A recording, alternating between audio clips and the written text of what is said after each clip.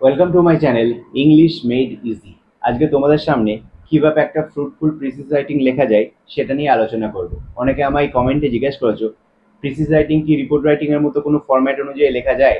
না, এরকম কিন্তু লেখা যায় না। প্রিসিজ রাইটিং লেখার জন্য কতগুলো রুলস এবং ফ্যাক্টস যেগুলো মাথায় রাখতে হয়, এবং আমি তার সঙ্গে কিছু ট্রিক্স বলে দিয়েছি যেগুলো তোমরা ফলো করলে মোটামুটি একটা প্রিসিজ রাইটিং ভালো দাঁড় করিয়ে দিতে পারবে। তাহলে শুরু করা যাক। কোনো কোনো জায়গায় স্কিপ করবে না, তাহলে কিন্তু বুঝতে পারবে না। তাহলে প্রথমে যেটা আছে, প্রথমে কি পয়েন্টস গুলো বা ফ্যাক্টস গুলো দেখে নিয়ে যাক যেগুলো আমাদের মাথায় রাখতে হবে। এক নম্বর হচ্ছে রিড অ্যান্ড আন্ডারস্ট্যান্ড। যে প্যাসেজটা দেওয়া থাকবে সেটাকে আমাকে পড়তে হবে। একবার নয়, দুবার নয়, তিনবার পড়তে হবে। তিনবার পড়া যদি সম্ভব না হয় তাহলে মিনিমাম দুবার তো পড়তেই হবে, এবং সেটাকে বুঝতে হবে। এবং তোমরা জানো প্রিসিজ রাইটিং করার জন্য, মানে লেখার জন্য খুব বেশি টাইম লাগবে না, তার কারণ দুটো থেকে তিনটে সেন্টেন্স লিখতে হয়। কিন্তু সেটা পড়ে কোন সেন্টেন্সটাকে নেবো, কোন সেন্টেন্সটাকে বাদ দেবো, সেটা করতে কিন্তু আমার অনেকটা সময় লাগবে। তাই জন্য দুবার মিনিমাম পড়তেই হবে, এবং পড়া এবং সেটাকে বোঝা সবচেয়ে গুরুত্বপূর্ণ। দুই নম্বর পয়েন্টটা হচ্ছে identify what to keep versus what to omit. কোন জিনিসটাকে আমি রাখবো বা কোন সেন্টেন্সটাকে আমি রাখবো এবং কোন সেন্টেন্সটাকে আমি বাদ দিয়ে দেবো, সেটা কিন্তু অত্যন্ত ইম্পর্টেন্ট একটা প্রিসিজ লেখার ক্ষেত্রে। তুমি যদি ভেবে থাকো যে সম্পূর্ণ প্যাসেজটা পড়ে নিয়ে 150 থেকে 60 ওয়ার্ডের মধ্যে একটা প্যাসেজ দেওয়া থাকে সাধারণত ক্লার্কশিপের পরীক্ষায়, সেটা পড়ে নিয়ে তুমি সেটাকে একবারে শর্ট জিস্ট করে লিখে দেবে, সে তাহলে তোমার কাছে দুর্বোধ্য লাগবে। এর মধ্যে তোমাকে আন্ডারলাইন করে যেতে হবে কোন সেন্টেন্সটা আমি সেটা এখান থেকে নেবো, কোন সেন্টেন্সটাকে আমি বাদ দিয়ে দেবো সম্পূর্ণ। এটা আমার কোনো কাজেই লাগবে না, সেটা আমি যখন করাবো সেটা আমি শেখাবো কিন্তু। 3 নম্বর হচ্ছে plan the precis to complete 3 or 4 sentences. 3 থেকে 4টে সেন্টেন্সের মধ্যে তোমাকে কমপ্লিট করতে হবে। বললাম 150 বা 60 ওয়ার্ডের মধ্যে যদি থাকে, তাহলে তোমায় যদি 3 ভাগের 1 ভাগ করে লিখতে হয়, তাহলে কত ওয়ার্ড হবে? 50 বা 60 ওয়ার্ডের মধ্যে। তো 50 ওয়ার্ড যদি ধরে নিই, তো 50 ওয়ার্ড মানে হচ্ছে 3 থেকে 4টে সেন্টেন্সই লেখা যায়, এর থেকে বেশি কিন্তু লেখা যাবে না। পরের পয়েন্ট হচ্ছে write the precis in your own words. প্রিসিসটাকে তোমার অবশ্যই নিজের মতো করে লিখতে হবে, নিজের ওয়ার্ডসে লিখতে হবে। অনেকে ভাবে প্রিসিস মানে হচ্ছে প্রথমে দুটো লাইন, মাঝে দুটো লাইন এবং লাস্টে একটা লাইন এরকম লিখে দিলে প্রিসিস হয়ে যায়, তা কিন্তু নয়। সেখানে তোমার নিজের ভাষাতেই লিখতে হবে। তুমি যদি ওরকম করো যে ওই লাইন প্রথম, মাঝখান থেকে এবং লাস্ট থেকে এক একটা করে লাইন লিখে দাও এবং সেটা লিখে দিয়ে আসো, তাহলে কিন্তু তোমায় শূন্য দিয়ে দেবে। তার কারণ অ্যাকচুয়ালি প্রিসিজ লেখার তুমি যে বেসিক্স গুলো আছে বা রুলস গুলো আছে সেগুলো তুমি মানোনি। এবার ট্রিক্স এর কথায় আসি, এই ট্রিক্স গুলো তোমাদের খুব কাজে লাগবে। দেখো, ফার্স্ট ট্রিক্স হচ্ছে usually first and second line give the main idea. প্রথম দু লাইনের মধ্যে যেটা লেখা থাকবে সেখানেই দেখবে বেশিরভাগ 80% থেকে 90% প্রিসিজেরই তুমি মেন আইডিয়াটা পেয়ে যাবে। তাই জন্য প্রথম দুটো লাইন কিন্তু খুব ভালোভাবে পড়বে। আন্ডারস্ট্যান্ড, সেকেন্ড স্টিকটা কি আছে? Understand what is the passage mainly about and it will be the title of the precis. Actually কোন জিনিসের ওপর, কোন ম্যাটারের ওপর প্যাসেজটা বলা হয়েছে, সেটা কিন্তু ওই প্রিসিসটার টাইটেল হবে। টাইটেলের ওপর তোমরা জানো একটা প্রিসিসে 15 নম্বর থাকবে, টাইটেলের ওপর কিন্তু 2 মার্কস ক্যারি করছে, সুতরাং টাইটেলটাও ঠিকঠাক দিতে হবে, নাহলে কিন্তু প্রিসিসটা দাঁড়াবে না। এইবার সবচেয়ে ইম্পর্টেন্ট যেটা পার্ট, দেখো এই পার্টটা তোমাদের খুব ভালো করে মনে রাখতে হবে।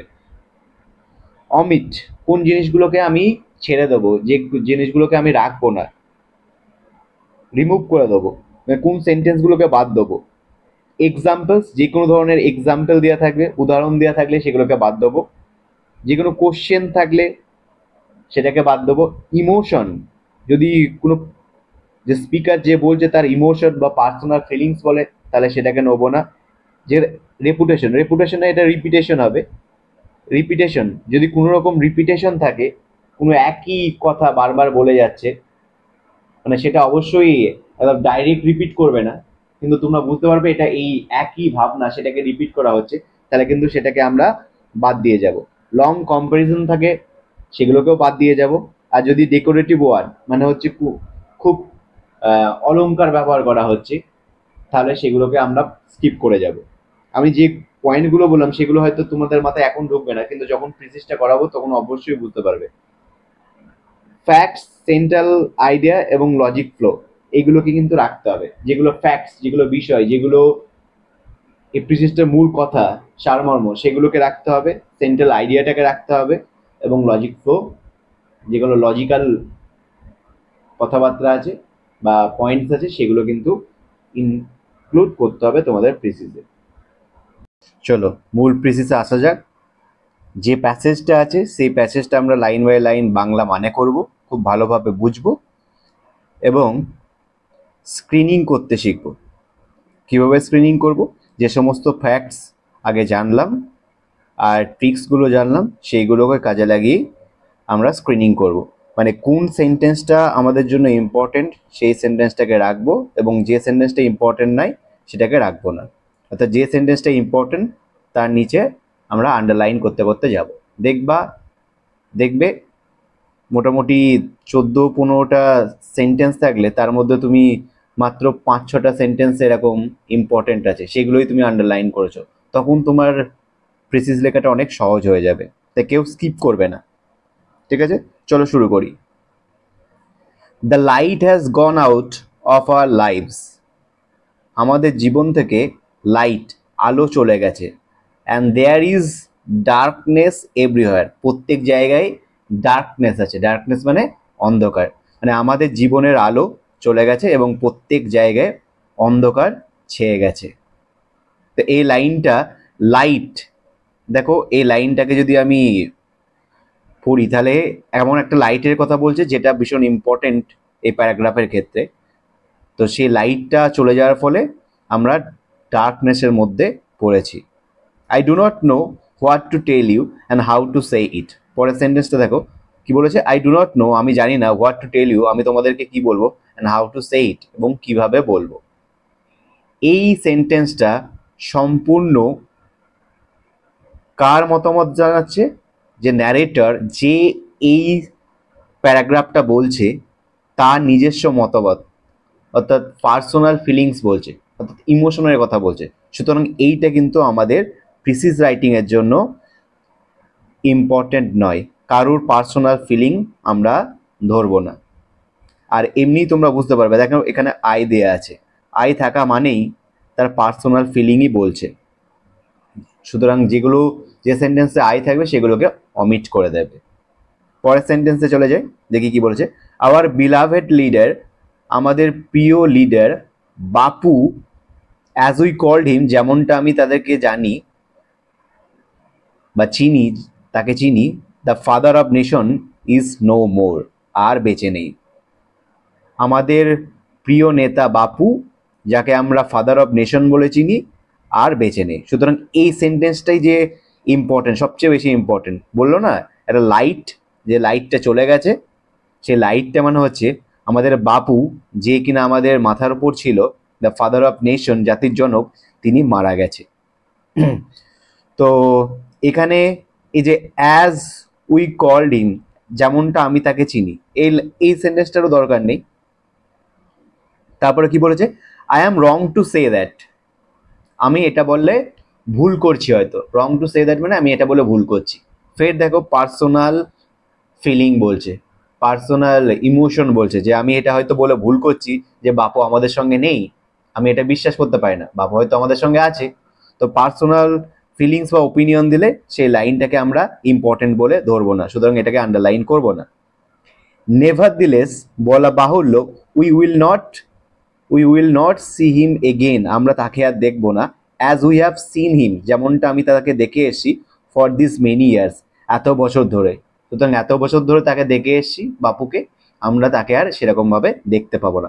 দেখো বাপু ইজ নো মোর, মানে বাপু বেঁচে নেই, এই মেন টপিকটাকেই কি করছে এখানে রিপিট করছে। কিভাবে রিপিট করছে? তার অর্থ তো এক, যে আমরা আর বাপুকে তো কখনো দেখতে পাবো না, যেমনটা আমরা এতদিন দেখে এসেছি। তার মানে বাপু মারা গেছে, সুতরাং সেম থটস বা সেম সেন্সকে রিপিট করছে। সুতরাং এটাও আমাদের জন্য ইম্পর্টেন্ট নয়। বোঝা গেল?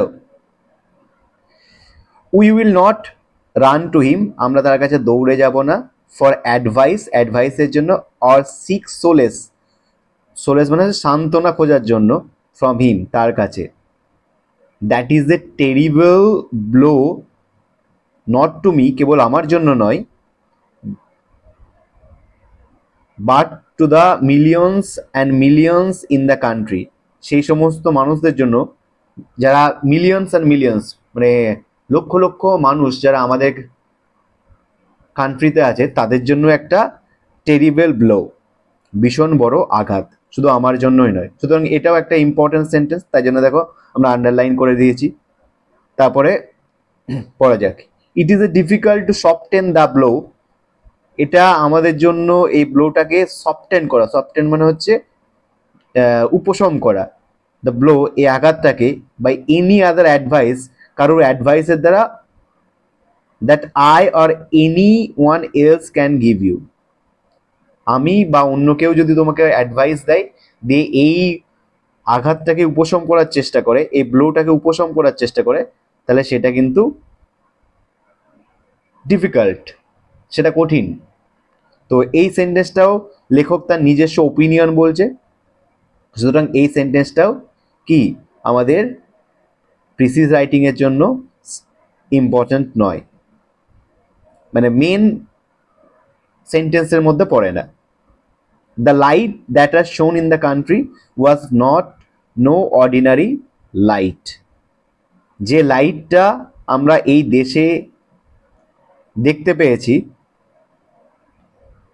ওয়াজ নো অর্ডিনারি লাইট, সেটা কিন্তু একটা অর্ডিনারি লাইট নয়, মানে সাধারণ লাইট নয়, যেটা বাপুর লাইট ছিল। আচ্ছা, বাপুর লাইট বলতে যে আলোটা দিয়েছে সেটা কি বলেছে? Bapu's philosophy, Bapu's guidance, his teaching, এগুলোকেই কিন্তু লাইট হিসেবে বলছে।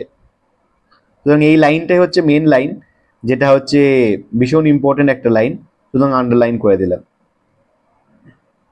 The light that has illuminated, এই লাইটটাই কি করেছিল? ইলুমিনেট করেছিল।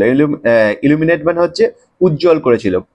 কি করেছিল? দিস কান্ট্রি, এই দেশকে, ফর দিস মেনি ইয়ার্স, অনেক বছর ধরে, উইল ইলুমিনাইন দিস কান্ট্রি, আমাদের দেশকে উজ্জ্বল করেছিল, ফর মেনি মোর ইয়ার্স, অনেক বছর ধরে, and a thousands years later, এবং হাজার বছর ধরে করবে। That light will still be seen in this country, মানে হাজার হাজার বছর ধরেও তার লাইটটা কী হবে? আমাদের কান্ট্রিতে দেখা যাবে এবং আমাদের প্রজ্বলিত বা উজ্জ্বল করে থাকবে। And the world will see it, এবং সারা জগৎ সেটা দেখবে। And it will give solace to the innumerable hearts, আর এই জিনিসটা আমাদের সোলেস দেবে। সোলেস মানে হচ্ছে সান্ত্বনা দেবে। সুতরাং তাহলে এখানে বুঝতেই পারছো, দেখো এখান থেকে এই সেন্টেন্সটাকে, the light that has illuminated this country for this many years, অনেক বছর ধরে ইলুমিনেট করছে, মানে হচ্ছে লাইটেন আপ করছে, আর সেটা কি করবে? 1000 ইয়ার্স ধরেও করে যাবে। সেই একই সেন্টেন্স, একই কথা দেখো কতবার রিপিটেশন করেছে, যে এটা করবে, ওটা করবে। আমি যদি একবারে বলে দিই, this light will illuminate in our future, আমাদের ফিউচারেও সেটা কি করবে? ইলুমিনাইট করবে বা লাইটেন করবে আমাদের ফিউচারকে। তাহলেই এক কথা বললেই হয়ে যেত, কিন্তু এখানে বারবার সেগুলো করেছে, বলা হয়েছে। সুতরাং এগুলো রিপিটেশন হয়েছে। তো রিপিটেশনগুলোকে আমাদের খুব একটা ইম্পর্টেন্ট নয়। শুধু এইটুকুনি মনে রাখবো যে বাপুর যে লাইটটা বা টিচিংটা, সেটা আমাদেরকে বছরের পর বছর ধরে ইন্সপায়ার করবে, এইটুকুনি। আর ইন্সপায়ার করার ফলে কি হবে? It will give solace to innumerable hearts, এটা অনেক ইননাম্বারেবল মানে সহস্র সহস্র মানুষের হৃদয়কে কি সান্ত্বনা দেবে। ফর দ্যাট লাইট, এই লাইটের জন্য, represent something more than the immediate present, immediate প্রেজেন্টকেই কেবল রিপ্রেজেন্ট করে না, it represent the living truth, এটা জ্বলন্ত বা লাইভিং জীবন্ত ট্রুথ, সত্যিকেও কিন্তু তুলে ধরে। যাই হোক, এই হচ্ছে প্যারাগ্রাফটা গেল। দেখো এবার যদি স্ক্রিনিং করার পর তোমরা কি খুঁজে পাচ্ছ, সেই কটা লাইন পড়ো যে কটা লাইন তোমরা স্ক্রিনিং করেছো। দেখো অনেক ছোট হয়ে গেছে।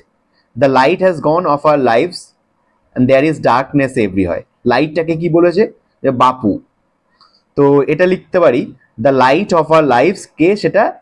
Hour beloved Bapu is no মোরটা লিখবো না, আমরা যখন লিখবো তখন কি লিখবো, পাস্ট হ্যাভ বা ডাইড লিখে দেবো, সেম কথা কিন্তু ওখানে লিখবো না।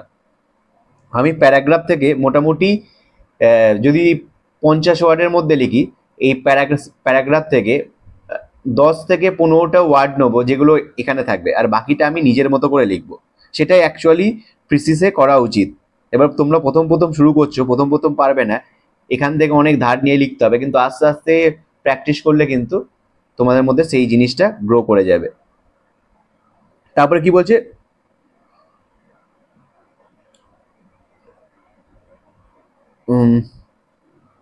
হ্যাঁ নেশন পাস্ট অ্যাওয়ে বলেছে, তার ফলে কি হয়েছে, দ্যাট ইজ এ টেরিবল, তারপর লাইনটা দেখো, তারপর লাইনটা হচ্ছে that is a terrible blow not to me but also to millions and millions in the country. তারপরে এই লাইনটা হচ্ছে ইম্পর্টেন্ট, যে এটা আমাদের জন্য কি ছিল, একটা ব্লো ছিল, ব্লো মানে হচ্ছে আঘাত ছিল, যেটা আমাদের দেশের millions and millions in the country, মানে লক্ষ লক্ষ মানুষের একটা বড় আঘাত ছিল।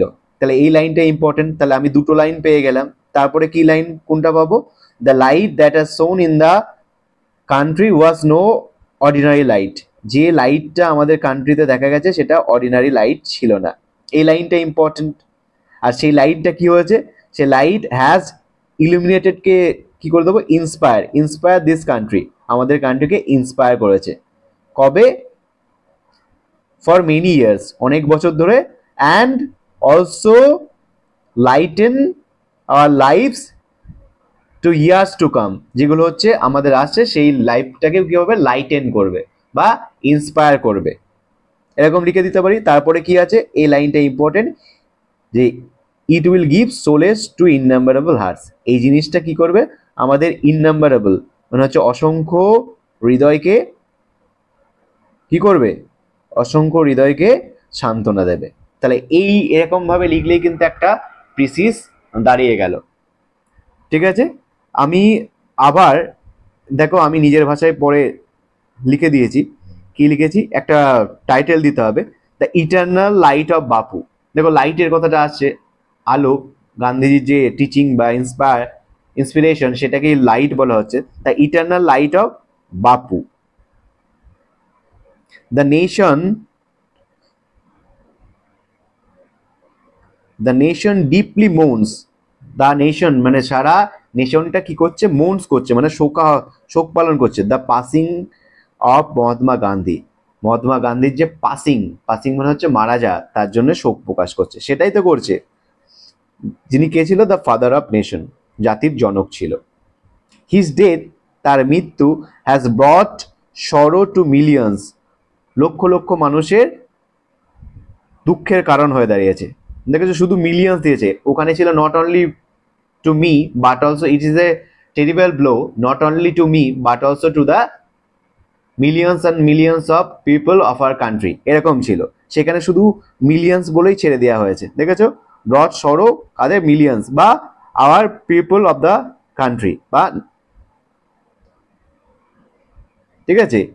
Yet his light off truth, তার সত্যের আলো, and his teaching will continue to inspire and guide, আমাদেরকে ইন্সপায়ার করবে এবং গাইড করবে জেনারেশন টু কাম, এটাকে ইন ফিউচারে বলতে পারো, জেনারেশন টু কাম মানে যে জেনারেশন আসবে তাদেরকেও ইন্সপায়ার করতে থাকবে বা ইন ফিউচার জেনারেশন করতে পারো।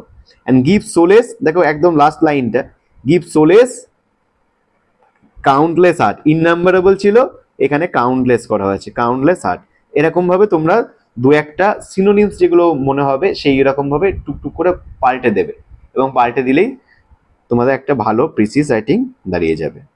ঠিক আছে, বুঝতে পারলে? আজকের ক্লাস এই পর্যন্তই থাকলো, ধন্যবাদ।